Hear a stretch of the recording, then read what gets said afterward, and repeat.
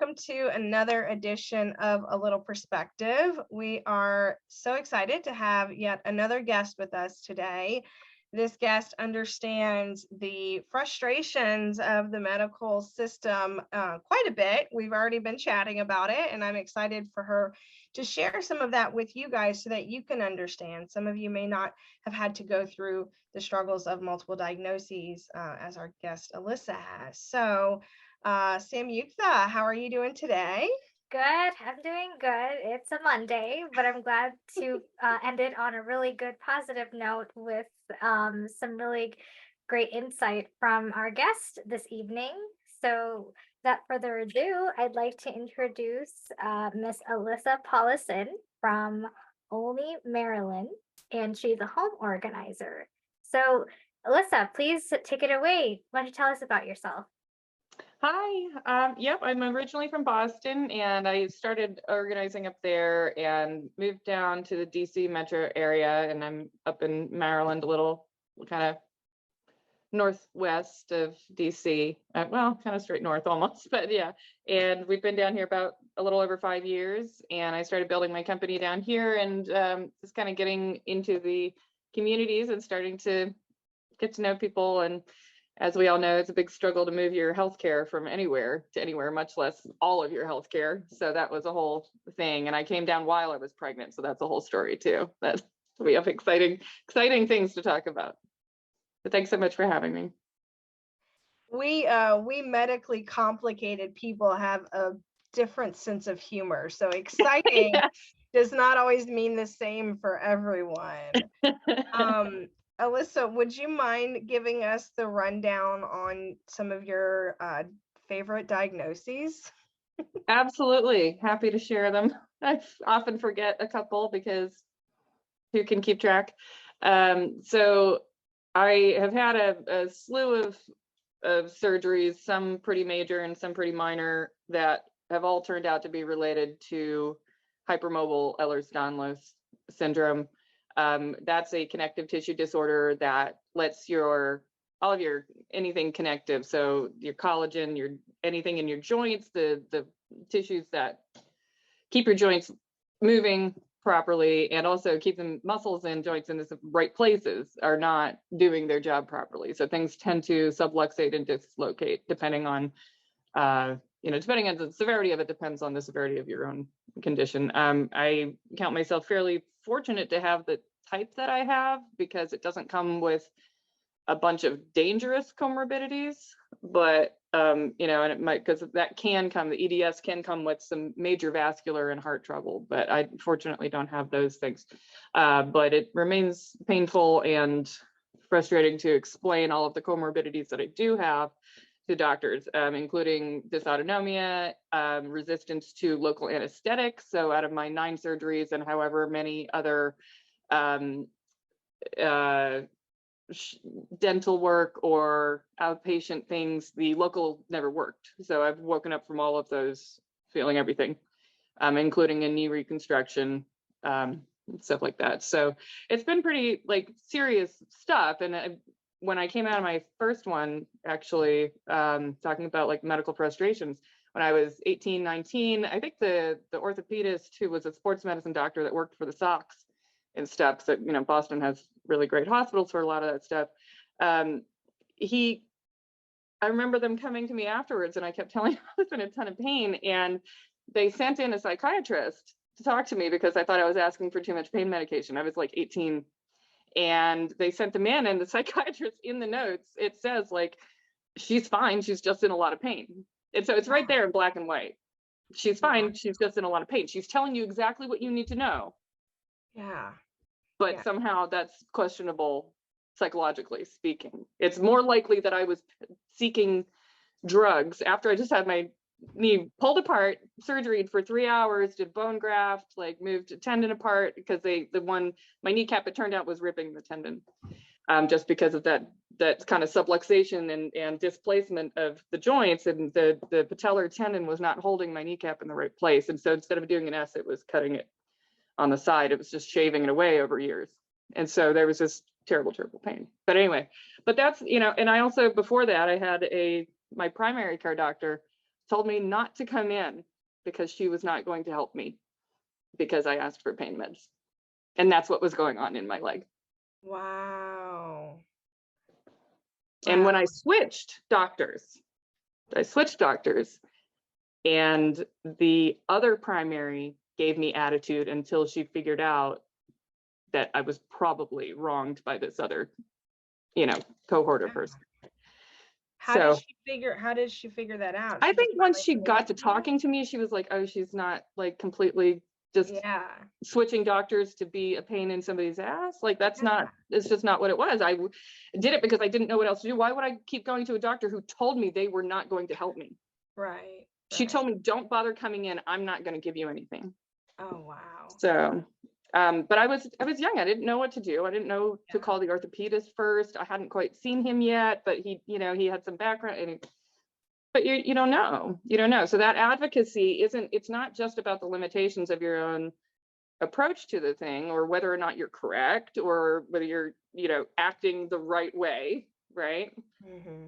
And they put down drug seeking on things as a diagnostic, like, Wow. yes, I would like medication for the problem that I have, that you have access to, that you gatekeep for me. Yes, I would like that. Like, I mean, I drug seek every time I go to refill my, other medications too. That's what you're there for. That's why I go to you. That's how the system is set up. The trouble with that is that once you're labeled as a drug seeker, that follows you. It can. Yeah, They it did the same can. thing. Yeah. Did the same thing when I was pregnant with my daughter. And they told me, you don't need to come back. You're not in labor. It's fine. Ran a drug abuse panel. I found out later. I got a bill for, and sent me home. Almost lost my Pay kid. for it? Oh, wow. Almost lost my kid because they didn't do an exam. They didn't tell you about the drug abuse panel ahead of time? Like, what did they? No. Listen, I'm clearly an addict, and I have big problems. I don't know. I mean, like, all I can say is what it was like from my side. Yeah. But I can tell you that there are problems with negligence. Mm-hmm. When people think that they know you better than you do, they will gaslight you. They will tell you that they know what you're feeling and what you're going through. And they, because it didn't show up on her monitor the way that she expected it to, I was lying. I have a friend's daughter who had to have a total hip replacement in her early 20s. Oh God. And that must have been nearly impossible to get. Yeah, it was nearly impossible to get. And then once she got it, she was actually in more pain afterwards. Oh, no. And they labeled her as drug seeking. She was going for some kind of nursing school. And so she started to advocate for herself. Months later, she finally got an x-ray and the screw had come out completely. And like, that's painful. And so they redid it, and now she's like fine. But she went through months of just pain. Why is that the threshold? Why is that the threshold? My cousin had an AVM, an arteriovenous mass or something, I believe is what it stands for. And it was in the back of his brain. And it was a very scary time. Like this was, not a good week. But he, again, very lucky that my family happens to live near some of the best hospitals in the country. And not just some of them, like all of them, like there are a lot of them in one place, like several options to choose from.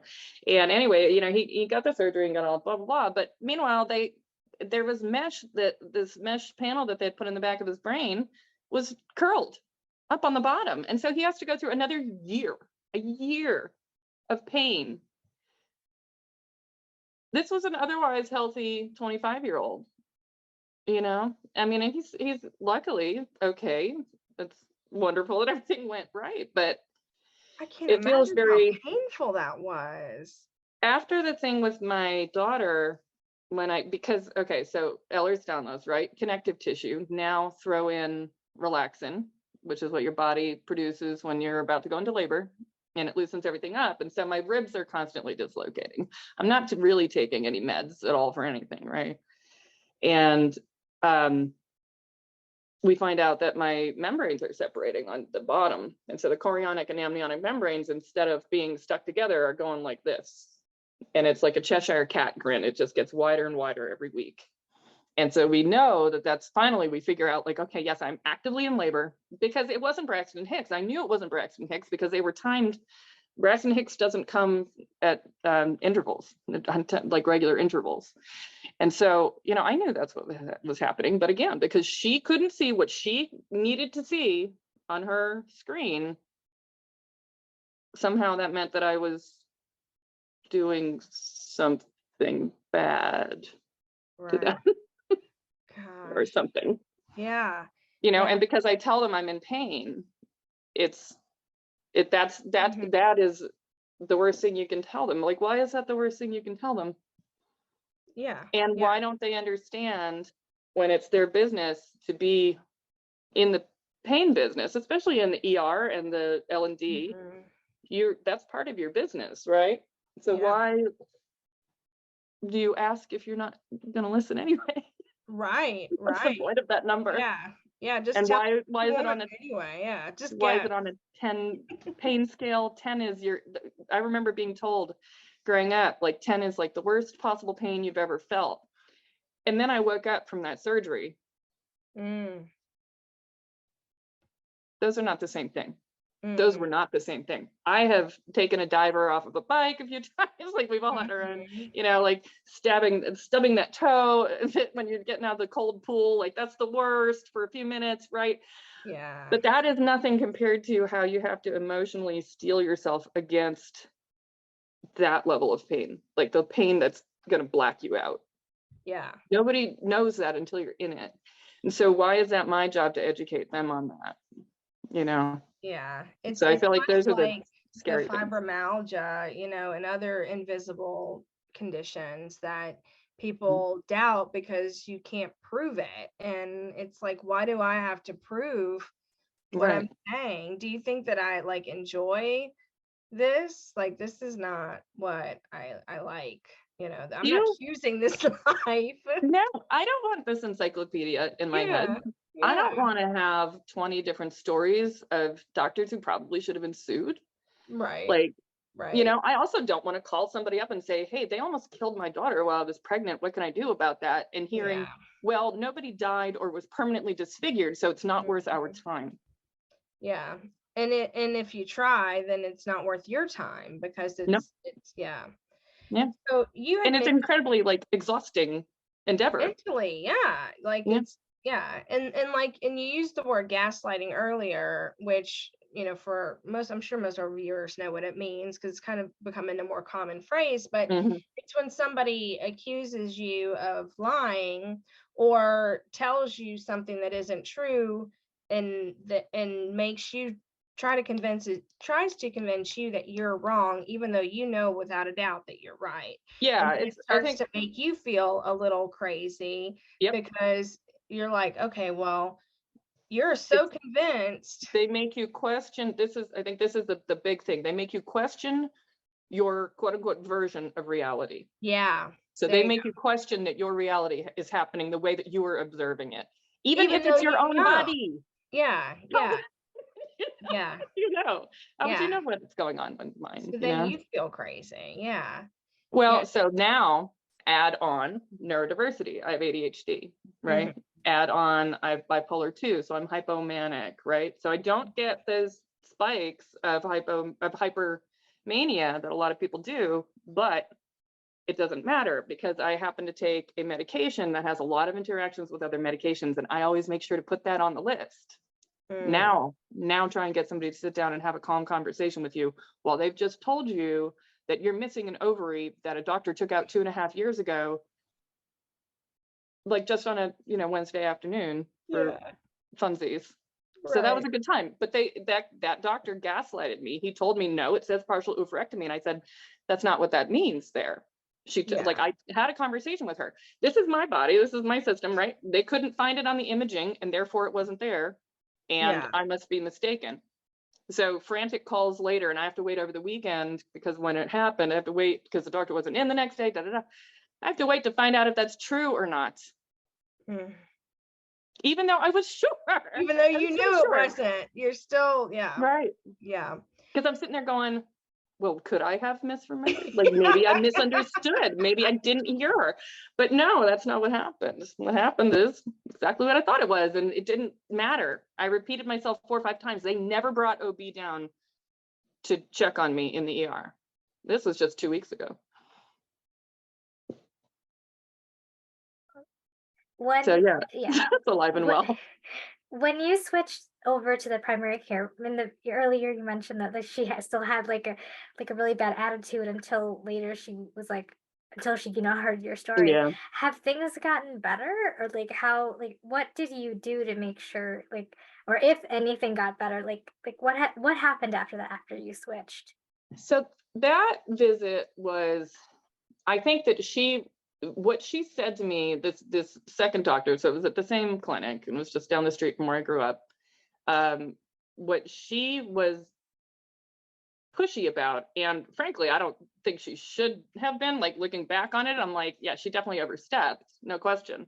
But what she said to me was, well, why did you switch from this other doctor? And I said, she wouldn't even see me. Really, she didn't even ask. Like, she called me up and told me not to bother coming in. Like, I'm not kidding. This is a conversation that happened.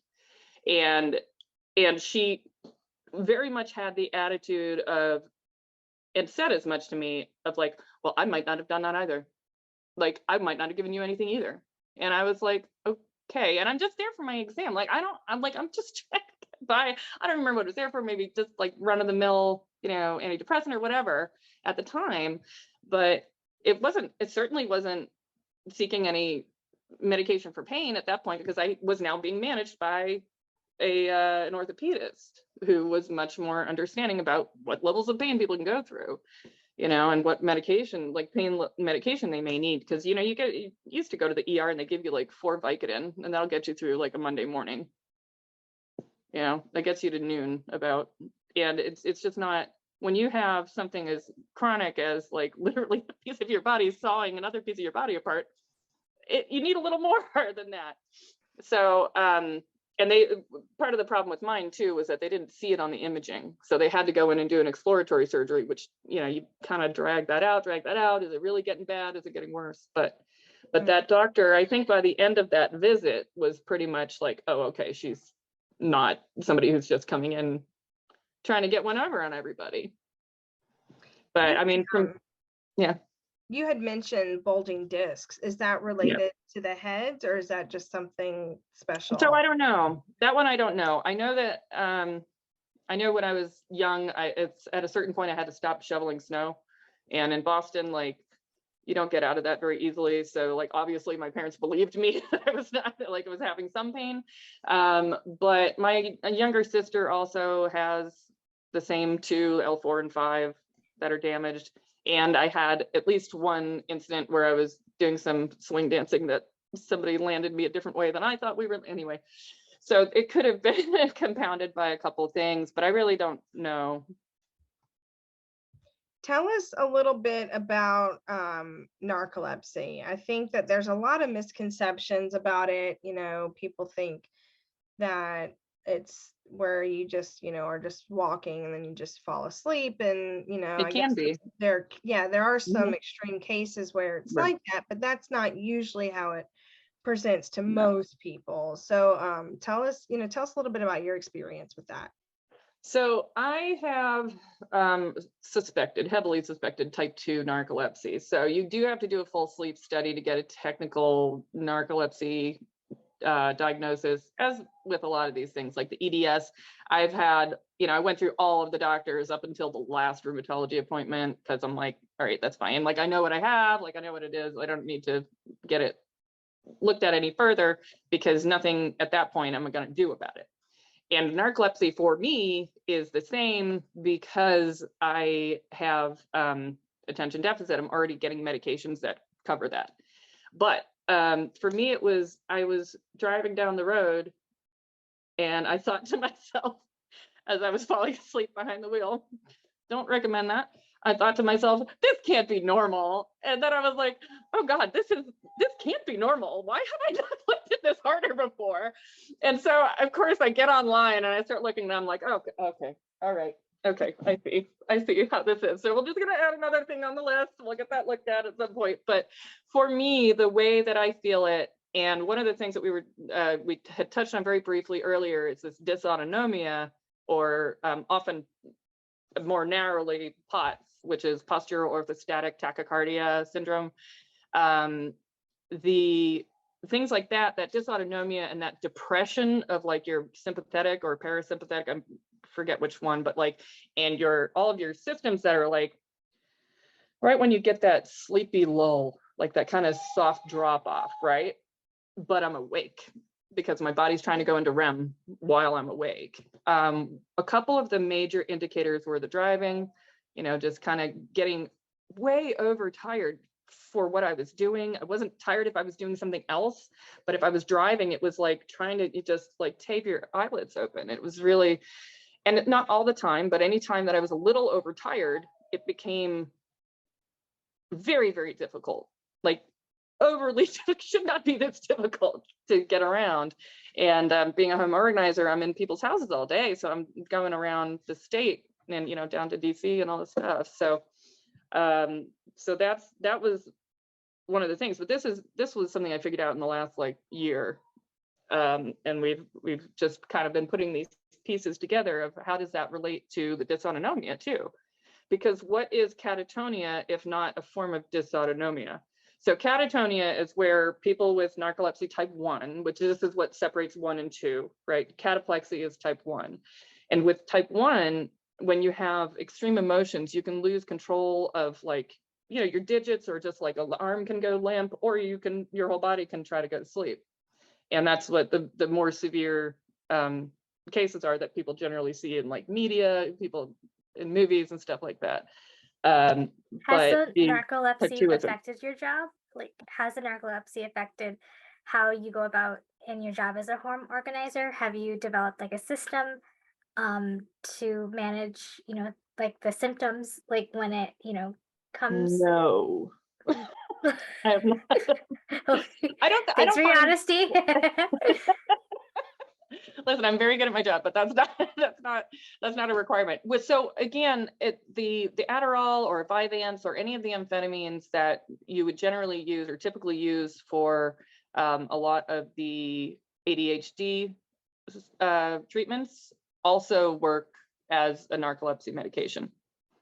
So they kind of they're tied in together. So that's another reason I think that like, well, what else affects those systems, right? So I have, pet theory that those things eventually will get connected properly. I think that those are all related, I suspect. So, because otherwise, why would you have these common comorbidities like that? And especially with the EDS, these are really common. And narcolepsy is common with EDS. Narcolepsy, mast cell activation disorder, fibromyalgia, dysautonomia, POTS, and the resistance to the anesthetics. Certain ones are fine, certain ones don't work, but apparently the popular ones are the ones that I'm resistant to. And I think there's one other, but I can't think of off the top of my head. And there is another, or at least one more, maybe two other classes of medication that they do use for narcolepsy that I'm not as familiar with. But I haven't looked into that because I don't find that I need to right now. Now, when I get close to 60, I will definitely be looking into that because they cut you off from the amphetamines at that point because of the heart problems. Yeah. Oh, I didn't realize that. How has having these conditions affected your parenting and made it, challenging? My back really went out badly when Mel was pretty small. And that's scary because when it goes into spasm, I remember seeing like Grace and Frankie where they both threw their back out in the same scene and they were scooting across the floor. And I'm like, that's not out. I couldn't scoot anywhere. Like, this is unrealistic. Like, come on. because it was, for me, there was no way I couldn't move my hands. I couldn't do anything. They had to give me fentanyl just to get me off of the floor in my hallway where I was holding onto the walls with tears streaming down my face, just to get me on the backboard, like to get me even out of the hall for that. And it was split backboard too, you know? So when I feel like when you're dealing with those levels of seizure and whatever happens to go, like that perfect storm of terribleness for the pain level for me, and I don't know exactly what it is that's pulling on what, but it throws the entire thing out, and it can take months to come back. And that was really hard. I mean, what do you do if you're walking down a hill and holding your infant? Even if she was in the carrier, and then the carrier alone, and is the carrier better or worse than carrying her like in my arm or in her car seat? And she was very tiny, but because she was born at 30 weeks. Oh, wow. Yeah, but I was making stuff up at 25 weeks. Yeah. Anyway, I wasn't in labor. I was mistaken. That was my fault. Yeah, obviously. Yeah. Clearly, you wanted to go into labor at 25 weeks. Well, that's my favorite thing to do, is go hang out in the hospital. So I just want to chill out there and get told that I'm making stuff up and not be given food for 12 hours. That's my favorite weekend activity. Was her early delivery, did it have anything to do with your conditions, or just happened that way? Oh, yeah. Yeah. So this is another favorite of mine, which I'm sure you guys get as well, which is that I go in with a theory about what actually happened, and they go, probably. And that's so at this point, I'm like, you guys need to be paying me more. Like, you just do. But I mean, and I've said to my husband too, I'm like, I'll stop diagnosing all these things when I start getting them wrong, like, because I'll then go to the doctor and say, hey, but fortunately my daughter is very healthy, and we were lucky, and I'm pushy, and I didn't let them push me out the door too much. I do regret not pushing them farther, because she was born at 30 plus an hour and a half, and they had discharged me not even like 6-7 hours before. And this was after, like, this was already maternal fetal medicine was involved, and She's 5 now. Yeah. You're not pushy, you were advocating for yourself. Yeah, exactly. And I'm like, to a point, when it's so hard, because like, I don't know, this is my first pregnancy, this is my first kid, I have no idea. I am trying to do the best thing I can, but when you're dismissing stuff that I'm telling you, I'm not saying everything I'm letting you know about is important. What I'm trying to tell you is that there are things going on that don't fit with things that I understand, and I'm asking you to either help me understand or to help me, because something's going wrong. And with somebody with that much experience with their own body that has, like you said, starting up is medically complex, you don't know it better than I do. You just don't. And, but anyway, what was it? Yeah, the original question you had asked was if it was because of this, that Mel was early. And the answer is yes. So when those membranes were separating, that's because of the EDS.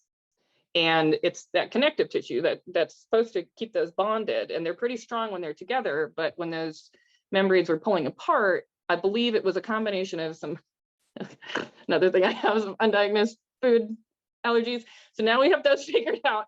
But all of that muscle tissue is the same. It's all smooth muscle, right? So everything in, your esophagus, all this stuff, this is all smooth muscle tissue, and everything that has this peristaltic action, which is basically just the squeezing of those smooth tissues that move things through your body, that happens in your uterus when you have your period. It happens when you are in labor. It happens anytime you have cramps for any other reason. And so cardiac tissue is also smooth muscle.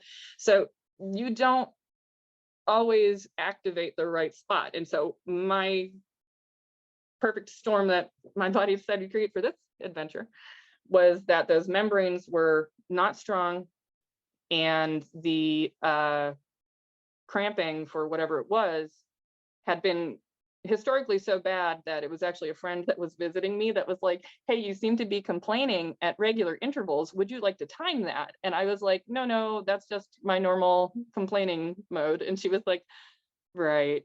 So can we time that then? Like, okay. Let me reword that. 25 weeks. Can I time them then? Like, okay, I guess we're going to the ER. So yeah, 3 contractions later, I'm like, oh crap. So so that was a lot of it. But it's a scary endeavor when you're going in like that. You don't really know. You don't know. I don't know. I had no idea if I could successfully carry to term. I didn't know, and we still don't. So, but I'll tell you, you learn those percentages about how the likelihood of them surviving, if your baby surviving, and being not not having long lasting effects from having an early birth.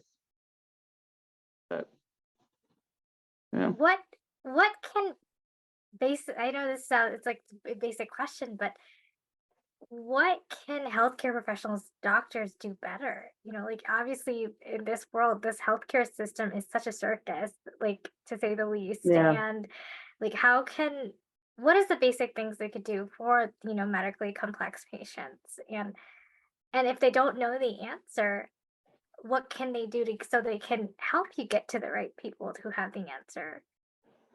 I think that's the only question that needs to be asked. Yeah. Because it's about how do we share information, right?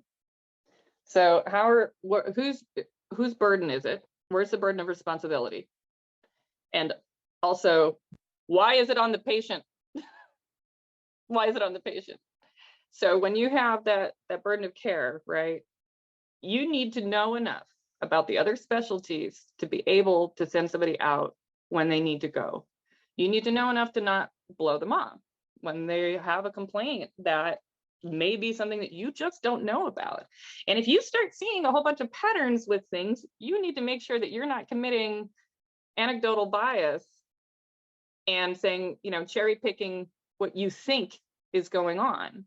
So I think the number one thing that they can do is, and I'm going to get a whole bunch of hate mail for this, add on another 6 months of school and make them do every single thing that my husband with the PhD does to do a research publication. Because if they don't know how to read a study and tell if it is a good, substantial study that says what they think it says, you've got nothing. So if you're not continually, definitely continuing education, touch base with your patients. Your patients know stuff. Like you guys aren't magically special because you got a doctorate. It means that you have knowledge in these specific areas. If you are assuming that your patient knows less about everything than you do, we can categorically say that that's false, right? People always know something you don't know. And so listen carefully to what they're talking about. And when you start hearing people saying these similar things across, don't just ignore that stuff. Listen to the way that things aren't connected. Like I feel like, so the EDS in particular, okay, this was not discovered, I don't think, or named until maybe 15 years ago. So when I was having all of these surgeries and stuff, or the major ones at the beginning, it was not a known thing. So they had misdiagnosed me as fibromyalgia, right? And that's neither here nor there, other than I think a lot of more people will be getting diagnosed with Ehlers-Danlos. I do think that those things are connected to each other somehow. I don't know how that is. I am not a research scientist, but I suspect that in the next 20 years, we're going to see a lot of literature coming out on that. So yeah, I'd like to stay educated on it, be really, really thoughtful and informed about the studies that you're pursuing and reading. And if somebody keeps coming back to you with the same complaints, you're the guy. You're the guy that's supposed to be the gatekeeper. I mean, we can't just go to anybody we want to. Like, we can't because of insurance reasons. We can't because of, we just don't know. We don't know who to trust. We don't know who we're even supposed to go to. We don't know what specialty this might be. We don't know these things, And so we may know way more about what we are experiencing, but that doesn't mean that we know how to navigate the system. And if you don't want to do it as a doctor, cool, but connect me with a social worker. Connect me with somebody else who does have those avenues and those connections so that I can understand how to advocate for myself and how to put myself in a place where I'm getting the care that I need. Absolutely. I love how you say, if you don't know, then just point me in the direction of someone who does, because often in our world, as a parent of a child with dwarfism, luckily I have dwarfism, so I know a good bit, and my mom had it, but that's not usually it. Usually the parent is average height and it's unexpected, so they don't know, and so then they're taking their kid to this doctor, and the doctor doesn't know. They don't always freely admit that they know, and there's not going to necessarily be someone who knows nearby because it is a rare condition. But then, I was lucky that my mom found a pediatrician who was willing to learn everything. And this was back, I was born in 82. So this is before the internet. Like, now that we got the internet, I just feel like there's no excuse, but yeah. That's why I have so many diagnoses. No, I'm kidding. These have all actually been checked by a doctor. but that's what I think. Honestly, that's what I think they think when I go into like the ER. Yeah, she's been on WebMD. Narcolepsy type 2, right? And they're like, oh, suspected. I'm like, all right, calm down. Like, it's fine. Yeah, but like you said, the doctors, because there's the internet, there's no excuses for the doctors to do their research. Like, if they don't know something, research it. Yeah. But also be honest, be upfront about that. Say you don't know. Like, check your ego at the door. I'm not in competition with you. I'm not in competition with you. I don't want your job. I just also don't want your job. I don't want to have to do your job. Right. I don't want that. Right. I'm not trying to take your job, and I don't want to do your job. I don't want it. Yeah, just because I go around telling me no. It's so funny that, in the groups, there will be every now and then a post of, oh my God, we went to a doctor and he actually knew what dwarfism even was. I feel so relieved. And, it's like, man. Well, and there are, I don't want to say structural, that's the wrong word, skeletal issues for dwarfism that are very specific to dwarfism. Yeah. And like, I know that. Why would I know that? Why do I know that? I didn't go to medical school, but just, that's what I mean. It's exactly that. It's like, I think there is, you should always be cautious. Like, I don't advise most people to just go Google something and see if you have it, because that's not great. However, if you're going to Google something so that you can inform yourself on the questions that you need to ask your doctor, on the possible therapies for that, and whether or not that's even something you would pursue, is that too costly? Is it too, exhausting for other reasons? Whatever that is. I mean, my back, I need surgery at some point. I don't know when that's going to happen, but that's not a this month's decision, and that's okay. Yeah. But you bet that I'm going to make an appointment and talk with the surgeon about what are the next steps that we're going to be looking at? What does that look like for planning? Like, so how do I get ready for 6 months of not being able to do my work, and how do I set my business up so that it can run without me and stuff like that? And so, it's just information. It should be information. It should be stuff that adds to your ability to contribute to the conversation and to be able to advocate. Advocate, right? That's the key, because if you don't do it, nobody else will. I don't know what would have happened that night had I not gone from L&D, ignored them, and like went directly against their advice and went to the ER. Yeah. And within hours after putting me through 4.5, 5 weeks of maternal fetal medicine, like full bed rest and all this stuff, it still didn't matter. They still tried to discharge me after like 30 hours on the magnesium drip.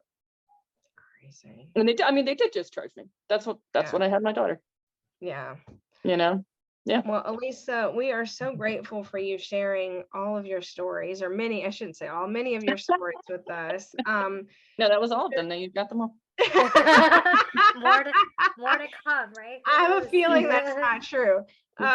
Is there anything 30 minutes? Yeah. No. Is there anything that you want that we didn't cover that you'd like to share? Any questions we didn't have? Just for like people listening, I guess I think that it's really important to be brutally honest that this stuff is happening. It's happening constantly. You don't need to feel that you're doing the wrong thing by going to get a second, third, or fifth opinion.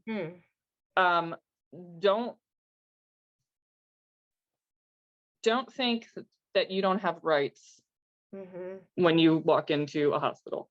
You Mhm. know, it's hard. It is hard. It's hard to advocate. It's really hard to be knowledgeable enough in the number of things that you have to be knowledgeable in to be able to advocate. And Mhm. again, like, I mean, nobody was doing anything wrong when I had that first surgery. It was a disorder that we didn't know was a thing. It's, I mean, we didn't know the complications that it has and the comorbidities that it brings to the table. But, if something seems continually off for a long time, maybe Mhm. your kid is not like just falling asleep in class because they like to read until 3 a.m. Maybe they have narcolepsy and you should look into that. Yeah. Anyway, Yeah. I will tell one real quick anecdote before we go. Told you what. This I one told you I comes- wanted this all one of comes- them. This one comes from inside the house, honey. A close relative of mine. When I said something about like, yeah, this is why I've been having so much trouble driving home from these trips up to Boston and and then figured out that this is the likely culprit, because as soon as I take the Adderall, I'm good to go. Like it's no problem. And that's, but again, like there were a couple of things I think I started mentioning earlier. One of the narcolepsy things, just real quick, is when you go into nap, you can go into REM really fast. And that doesn't happen with most people. So that was another one of the things that I was like, okay, well, that's, like, because I will like come out of a full dream. Like when I take a nap in the afternoon, I'll be like, like, and that's REM. So, Yeah. but when I mentioned it to somebody in my family about this, they said, oh, that's not narcolepsy, Elissa. Everybody gets that. And I was like,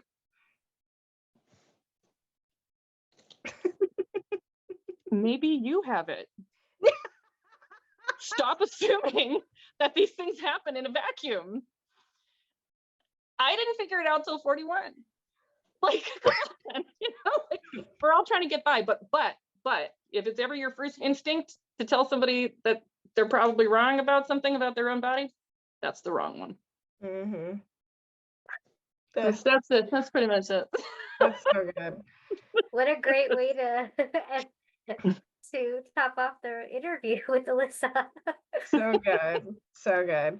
Well, again, thank you so much, Elissa. This was very fun and very informative. We really Yes. appreciate you sharing your experiences with us and with the audience so that they can understand A, the medical struggles, and then B, some of the symptoms, so that, like you said, maybe they'll see some of it in themselves or others as well. You're not crazy, you're just not well. You're not crazy, you're just sick, baby. Yeah. All right. Come on in, we'll take it. We'll take care of it. Hugs for everybody. We're good. All right, y'all. Thank you so much. We appreciate y'all. Thank you. And have a great night. Okay, thanks everyone. Talk soon. Bye.